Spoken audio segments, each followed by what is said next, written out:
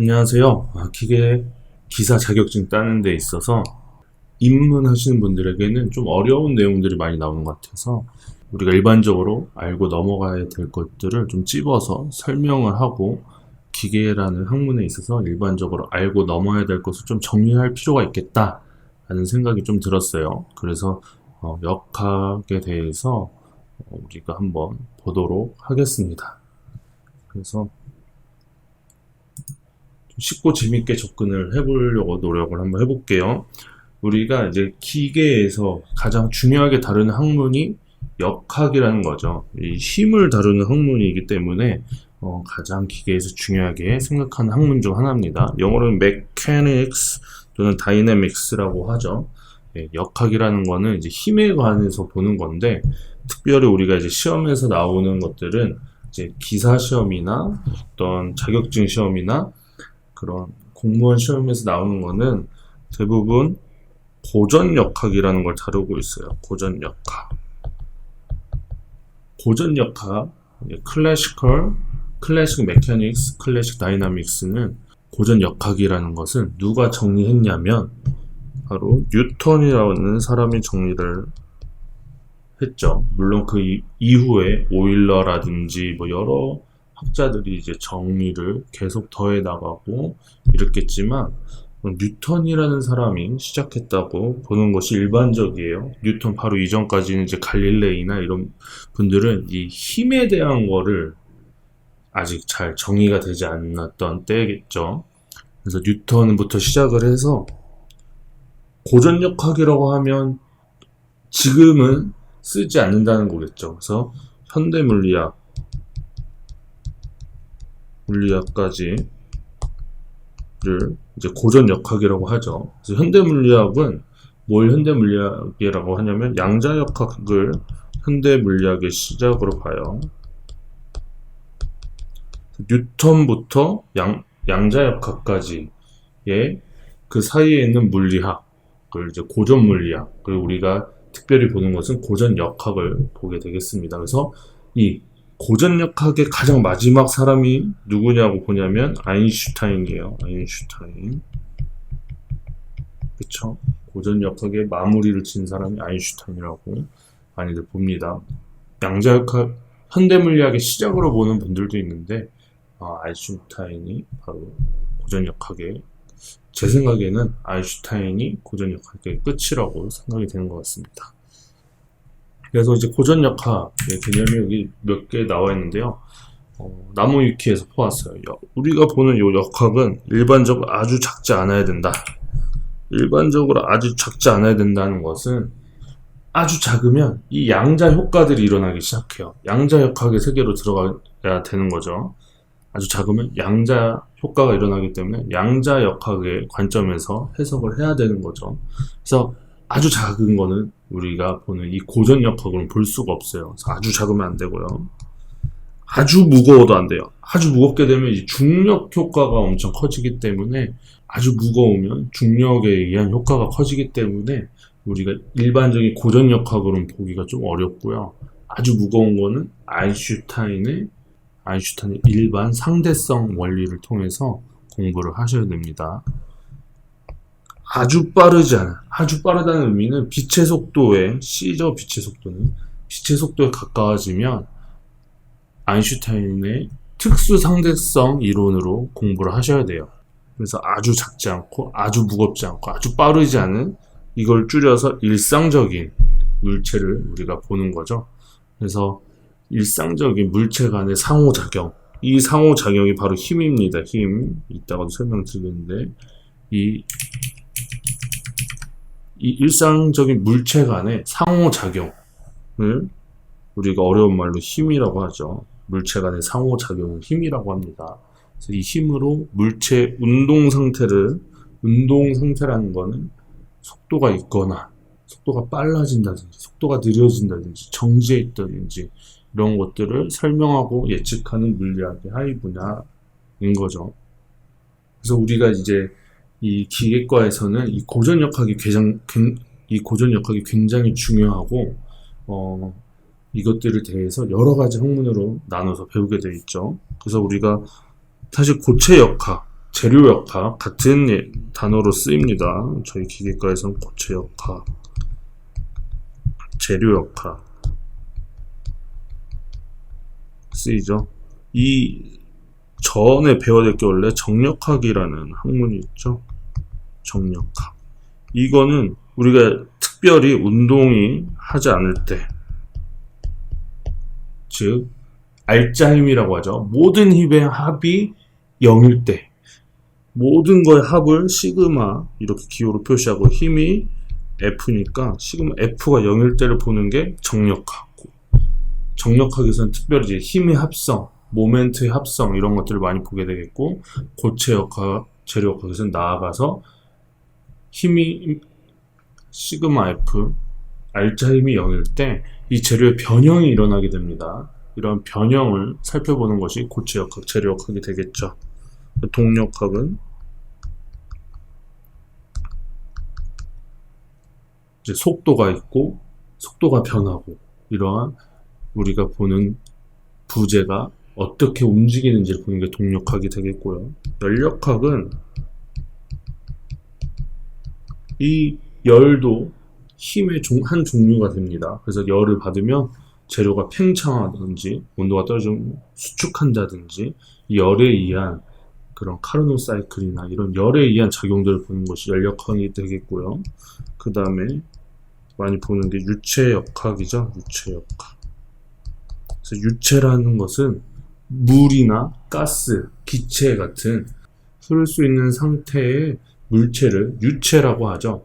그래서 액체 상태와 기체 상태의 물체를 가지고 보는 것을 이제 유체역학이라고 합니다. 그래서 우리가 3역학이라고 한다면 요 고체역학, 열역학, 유체역학을 배우죠. 정역학은 고체역학의 사전 과목이고요. 동력학은 좀 어려워서 나중에 3학년, 4학년 때 배우는 거죠. 그래서 1, 2학년 때 배워야 되는 게 고체역학, 열역학, 유체역학, 3역학이라고 봅니다. 그러면 우리가 이제 역학이니까 힘이 가장 중요하겠죠. 힘. 그래서 힘이라는 건 뭐냐면 아까 상호작용이라고 했어요. 물체 운동을 빠르게 한다든지 멈춰 있는 걸 움직이게 한다든지 움직이는 걸 멈추게 한다든지 아니면 같은 속도로 움직일 수 있겠죠. 속도라고 하면 좀 이상하죠. 속도는 이제 방향을 포함하니까 같은 속력으로 움직이지만 방향이 바뀌게 하면 이것도 힘이 작용을 한 거겠죠. 우리가 이제 고체역학, 재료역학에서는 물체 운동, 방향 이런 거는 항상 똑같아요. 뭐가 변하냐면 구조가 변하는 게 우리가 볼 재료역학의 시간에 볼 변화입니다. 그래서 이러한 상호작용을 가리켜서 힘이라고 하죠. 그래서 힘은 영어로 force라고 합니다. force. 그래서 이거를 줄여서 저희는 F라고 표시를 할 거예요. F. 이 힘에 대한 것을 가장 먼저 관찰하고 학문적으로 정리하기 시작한 게 바로 뉴턴이라고 했어요. 우리가 많이 아시죠?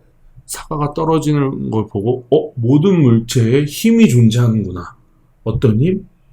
모든 물체는 서로 끌어다니는 힘을 갖고 있구나. 그래서 모든 물체를 어려운 말로 만유라고 하고요. 서로 물체가 끌어당긴다. 끌어당기는 힘을 인력이라고 하죠. 그래서 뉴턴이 만유, 인력을 발견하게 됩니다. 모든 물체는 끌어당기는 힘이 있구나 라는 것을 발견하게 되죠. 그래서 이 힘을 F로 표시하게 되는 거죠. 이제 뉴턴이나 이런 사람들이 고민하기 시작했어요. 근데 이 힘은 다 똑같지 않더라. 어떤 물건은 같은 힘으로 던졌는데 빨리 날아가고 어떤 물건은 같은 힘으로 던졌는데 더 천천히 날아가고 이것이 어떤 물체가 가지고 있는 고유한 값에 따라서 달라지지 않을까라는 생각을 한 거죠. 그래서 나온 것이 바로 질량입니다.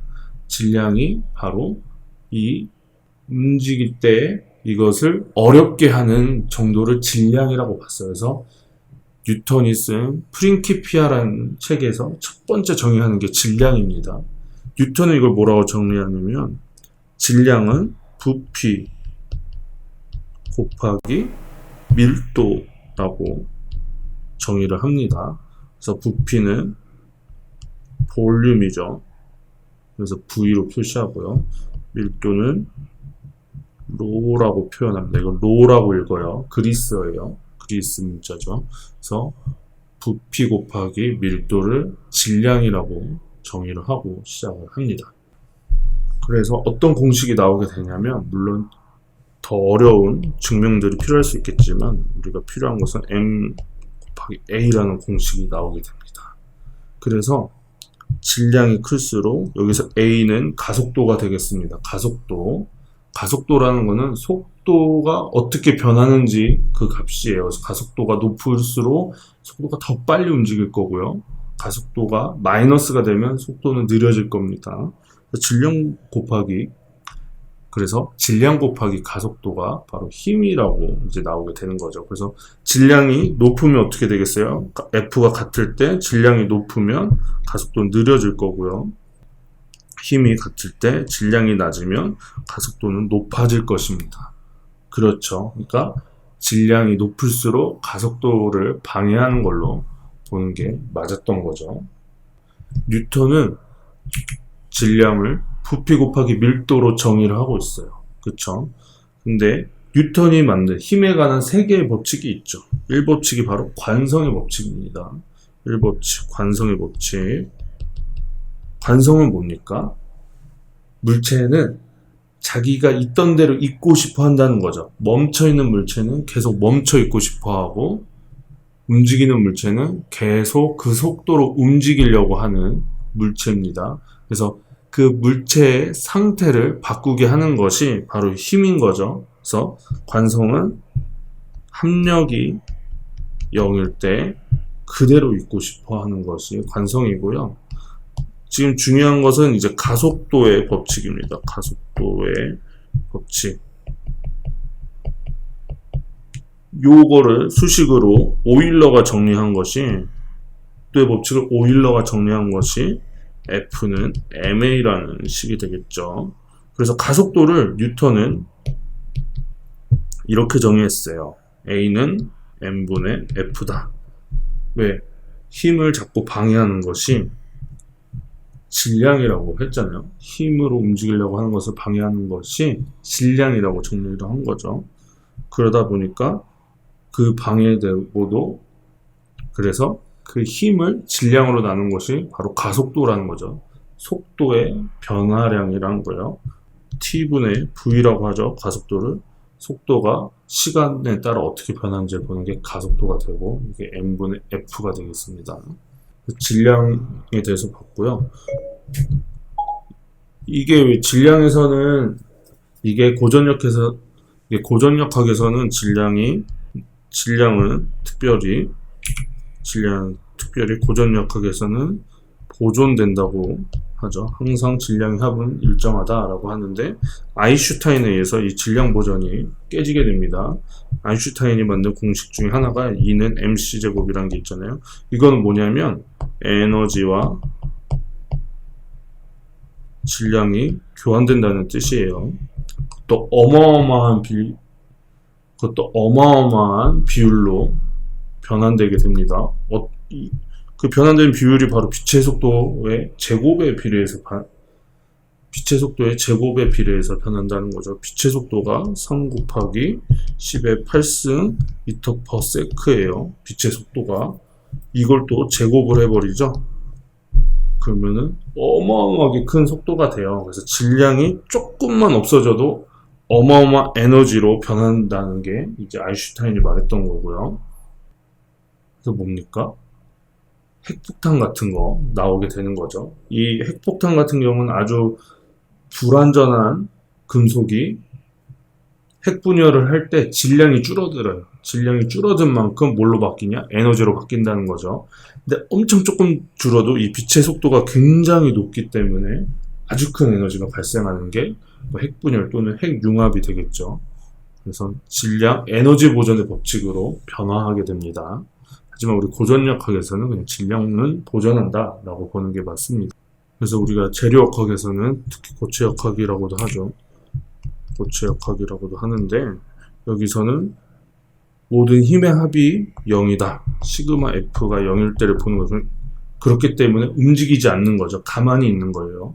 가만히 있는데 힘은 있어요. 합이 0인 거죠. 그러다 보니까 어떤 것이 일어나냐면 재료의 변형이 일어나게 됩니다. 또 모멘트도 모든 모멘트 합이 0이라고 봐야 돼요. 모멘트는 이제 힘과는 다른데 어떤 재료에 힘이 걸리면 이것을 돌리려고 하는 모멘트도 같이 걸리게 되죠. 그래서 모멘트의 합이 0이 아니게 되면 이 재료가 돌아가게 되겠죠. 우리가 나사 박으면 나사는 그 위치는 안 바뀌죠. 돌기만 하잖아요. 그거를 모멘트 또는 토크라고 부르게 됩니다. 이것도 0이어야지 우리가 재료학에서 해석을 하는 게 되겠고요. 모든 부재는 완전 탄성체이다 라는 게 가정을 합니다. 탄성이라는 것은 원래대로 돌아오려고 하는 성질이에요. 그래서 우리가 용수철을 늘렸다가 놓으면 원래대로 돌아오죠. 용수철을 압축시켰다가 놓으면 원래대로 돌아오게 되는 것처럼 원래대로 돌아오려고 하는 것을 탄성이라고 합니다. 근데 특별히 완전 탄성체라고 우리가 말하는 것은 우리가 아무리 탄성체라고 하더라도 이걸 늘렸다가 놨을 때 이 안에서 열도 발생하고 원래대로 완전히 돌아오진 않아요. 하지만 재료학에서는 완전히 돌아온다고 가정을 하고 해석을 하게 됩니다. 그래서 사실 실제 세계에서는 완전 탄성체는 없겠지만 완전 탄성체라고 가정을 합니다. 그래서 외력에 비례한다. 그러니까 우리가 이제 금속의 그런 응력, 변형률 선도를 볼 건데, 응력, 변형률 선도를 보시면 이제 탄성 한도 내에서만 이 비례 영역에서만 비례를 하게 되고요. 하지만 우리는 다 비례 영역이라고 가정을 하고 이것들을 보게 되겠고요. 외력을 제거하면 변형이 소멸한다는 것은 완전히 원래대로 모습으로 돌아올 수 있다라고 보는 거고요. 재료는 균질하고 등방성을 갖고 있다. 그러니까 원래 이제 실제 재료에서는 밀도도 여기랑 여기랑 다를 수밖에 없어요. 그쵸? 하지만 우리는 완전히 재료가 균질하다라고 보게 되겠고요. 어떤 재료들은 원래 이 방향에 따라서 버티는 힘이 달라요. 뭐 우리가 콘크리트랑 철근을 썩는 것도 어떤 거는 인장에 강하고 압축에 약하고 어떤 것은 압축에 강하고 인장에 약하니까 이걸 합쳐서 쓰잖아요. 그렇죠. 하지만 지금 우리가 보는 재료들은 등방성, 방향에 따라서 같은 변형과 특성을 갖는다라고 가정을 하고 보는 겁니다. 이 세 가지 가정을 가지고 공부를 하게 되겠습니다. 보고 재밌으셨든지 유익하셨다면 좋아요와 구독하기 눌러주시면 정말 감사드리겠습니다. 빠이.